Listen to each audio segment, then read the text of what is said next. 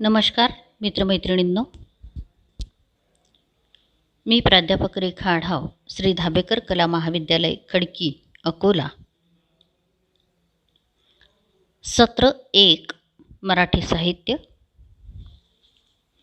अर्वाचीन मराठी कविता ह्या पुस्तकातील प्रस्तावना जी अतिशय अभ्यासपूर्ण आहे, त्या प्रस्तावनेचे वाचन मागील 2 तासांमध्ये आपण केले. पुढील प्रस्तावनेचे अध्ययन आपण आता करूया. मानवतावादाची रूपे, विंदा करंदीकर, पेज नंबर 7. विंदा करंदीकर 1918-2010 यांची कविता ही विविध स्वरूपी आहे. बालकवितेपासून विरूपिकेपर्यंत त्यांनी कविता लिहिली. भारतीय स्तरावरील सर्वोच्च अशा ज्ञानपीठ पुरस्काराने त्यांना गौरविण्यात आले आहे. स्वेदगंगा ते अष्टदर्शने असे त्यांचे 19हून अधिक कविता संग्रह प्रसिद्ध आहेत. करंदीकरांच्या कवितेत मानवतावादाची विविध रूपे पाहायला मिळतात. माझ्या मना बन दगड, ती जनता अमर आहे व सब घोडे 12% या कवितांमधून या काळाच्या पार्श्वभूमीचे पडसाद करंदीकरांच्या कवितेत पाहायला मिळतात.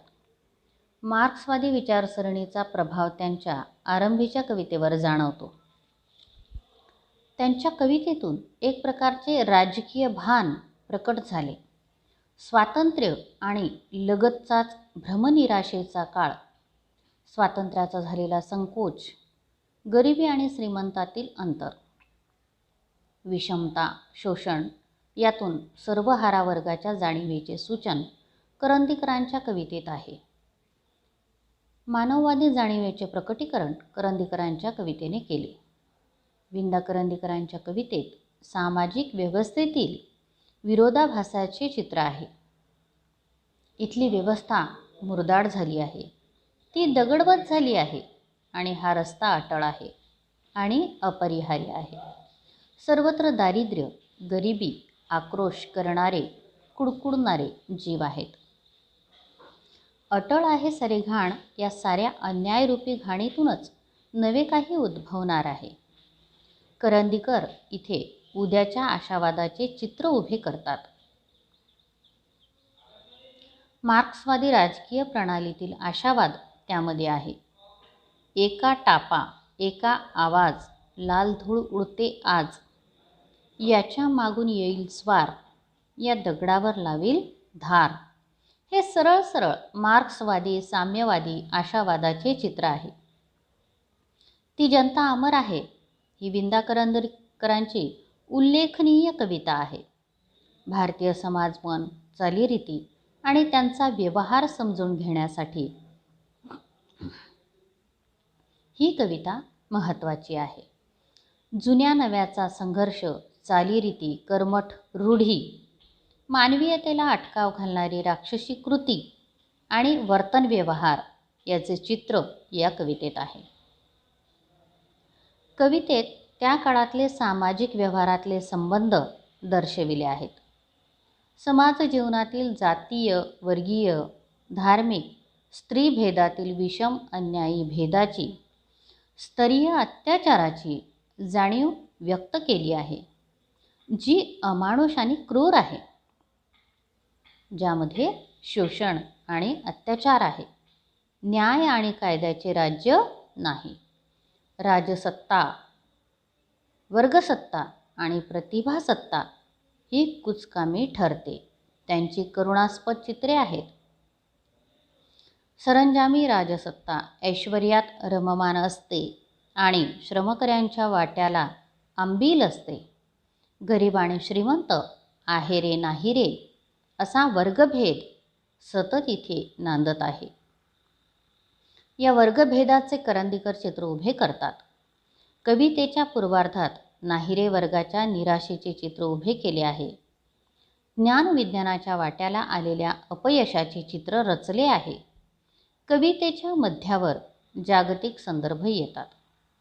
फ्रान्सच्या खुराड्यात पहाटेचा कोंबडा आरवल्याचा आणि रशियाच्या क्षितिजावर तांबडे फुटल्याचा आणि चीनवर गुलाल उधळल्याचा संदर्भ येतो. हे उगवत्या सूर्यपक्षाचे आणि समसप्तकातून गाऊ लागल्याचे प्रबोधनाचे संदर्भ आहेत. आशावादाचे श्रमकऱ्यांचे आहेत. त्याचे उत्तरार्धातील हे प्रोजेक्शन आहे.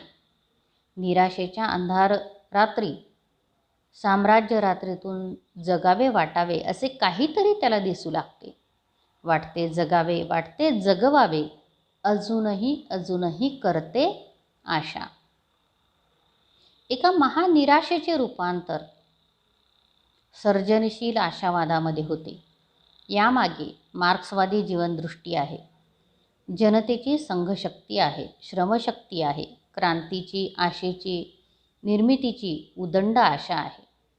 महाविराट जनतेच्या इच्छेमध्ये ती परावर्तित होते. म्हणून जनतेच्या पोटामध्ये आग आहे. आग आहे जनतेच्या नसांमध्ये. लाल लाल रक्त आहे. ती जनता अमर आहे असा विश्वास व्यक्त झाला आहे. सब घोडे 12% या कवितेत नव्या युगाचा महामंत्र व्यक्त झाला आहे. मानवी समुदायातील विविध प्रकारचा स्वभाव धर्म व्यक्त झाला आहे. वेगवेगळ्या प्रकारचे मानवी गुणधर्माचे मनुष्यत्व, त्यांचे रंगस्वभाव, त्यांचे भ्रम बदलते स्वरूप व्यक्त केले आहे. म्हणून एकंदर करंदीकरांच्या कवितेतून नव्या काळातील मानवतावादाची रूपे प्रकट झाली आहेत. स्वातंत्र्यानंतरच्या भ्रमनिराशेच्या स्वप्नभंगाच्या काळातील विषय, अन्यायी काळातील मानववादाचे करुण स्वर करंदीकरांच्या कवितेतून व्यक्त झाले आहेत. या वाटेवरून पुढील काळातील कविता काही प्रमाणात गेलेली दिसते.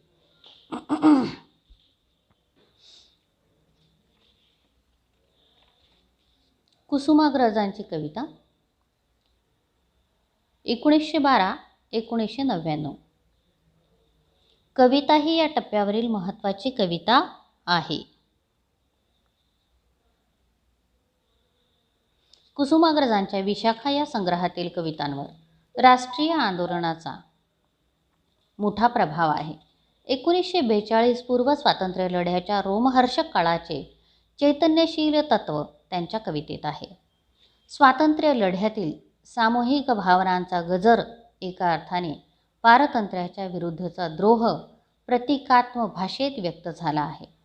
स्वातंत्र्याची ही भावना कुसुमाग्रजांनी सुलभीकृत अलंकरणाचा वापर करून प्रकट केली आहे. रूपकात्मक अलंकार हा कुसुमाग्रजांचा खास आवडीचा अलंकार आहे.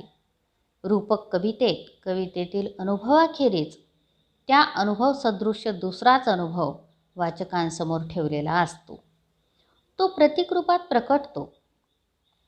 या रूपकात्मतेतून स्वातंत्र्याची जाणीव कुसुमाग्रज व्यक्त करतात. अहिनकुल या कवितेत साप आणि मुंगूस यांचे वैरझुंज प्रकट करून सद्भावाचा विजय होतो या जाणीवेचे प्रकटीकरण केले आहे. रूपक कथान पद्धतीने हा भाव प्रकट केला आहे. सुष्ट आणि दुष्टाचे खल आणि अखलत्वाचे हे चित्र आहे. संस्कृत प्रचूर भाषेत रूपकातून ही जाणीव व्यक्त झाली आहे. विखारी आग ओती जाणाऱ्या उन्मत्त तांडवरूपी नागाचे एक दृश्य चित्राच्या पार्श्वभूमीवर हा थांब कुणाची जाळीमध्ये चाहूल रे नकुल आला देख नकुल या चाहुलीने कवितेतील चित्र पालटते. आगगाडी व जमीन या रूपकात्मक कवितेतही मानवतावादाचे अंग प्रकट झाले आहे. कवितेत द्वंद्वात्मक मांडणीतून भूमीचे महात्म्य सांगितले आहे. कुसुमाग्रजांची कविता सुष्ट आणि दुष्टत्वाची जाणीव प्रकट करीत असता पूर्वार्ध आणि उत्तरार्ध अशा दोन परस्पर विरोधी ताणातून प्रकटते. पूर्वार्धात दुष्टत्वाचे खलत्वाचे चित्र मांडून उत्तरार्धात सद्भावाच्या सुखांत जाणीवेने शेवट केलेला दिसतो. त्यामुळे त्यांच्या कवितेत संघर्ष आणि नाट्य याला महत्त्व प्राप्त झालेले दिसते. अगगाडी व जमीन या कवितेत आगगाडीला उद्देशून कथन आहे. अगगाडीचा उद्दामपणा, बेहोश उन्मत्तपणा, शीळ आणि कर्कश दरारा या पार्श्वभूमीचे सृजनत्व व दुर्बलता प्रकट झाली आहे. मात्र आगगाडीने आपल्या उन्मत्तपणाने जमिनीची दुर्बल भेकड असा केलेला उल्लेख तिला सहन होत नाही. सुडाचा धुमारा हवेत पेटतो आणि पुलाचा डोलारा दरीत कोसळतो. आगगाडी उलटी पालटी होऊन तिची 1000 शकले खाली पडतात. आपल्या उन्मादी अवस्थेने दुर्बलांवर अन्याय करणारे आगगाडीच्या पराभवाचे सूचन कवितेत केले आहे. एका अर्थाने सामान्यांच्या विजयाचे प्रकटीकरण या कवितेत आहे. हिमलाट या कवितेत गरिबी आणि श्रीमंती यातील विषम समाजरचनेचे चित्र आहे. या हिमलाटेला थोपवण्यासाठी कणाकणात मशाली पेटवून वणव्यात रूपांतर करणाऱ्या संघशक्तीची जाणीव व्यक्त झाली आहे. कुसुमाग्रजांच्या कवितेत सामाजिक जाणीवेचे, मानववादाचे अंग प्रभावीपणे प्रकट झाले आहे. दुर्बलांच्या संघर्षाचे आणि कणवेचे चित्रण त्यांच्या कवितेमध्ये आहे. सुष्ट आणि दुष्टाच्या संघर्षात चांगुलपणाचा विजय होतो, मात्र या संघर्षात पराकोटीचे नाट्य निर्माण होते. या विरोधपूर्ण संघर्षाची तीव्रता व खोलवरचे संवेदन प्रकट करीत असताना अग्नी, सूर्य व तेजाच्या प्रतिमांचा विपुल वापर कुसुमाग्रजांच्या कवितेत आहे. त्यामुळे त्यांच्या कवितेला अग्निसंप्रदायी कविता म्हटले आहे.